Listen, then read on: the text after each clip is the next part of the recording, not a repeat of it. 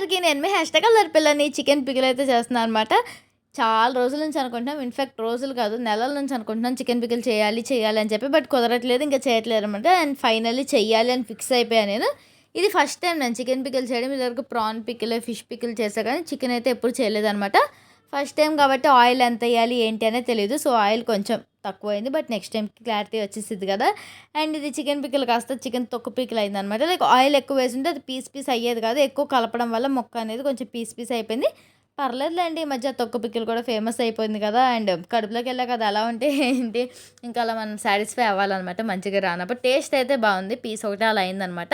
And ఇందులో next lemon juice అయితే ఏసుకోవాలి. మా దగ్గర కొన్నే ఉన్నాయి లెమన్స్. సరే అని కొంచెం ఏసాను. బట్ సరిపోలేదు.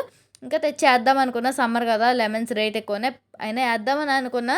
కానీ అయి తెచ్చి ఏసేలోపు అసలు పికిలే అయిపోయిందనమాట. అంత టేస్టీ వచ్చింది. పర్లా యావరేజ్ వచ్చింది. Like, share and subscribe.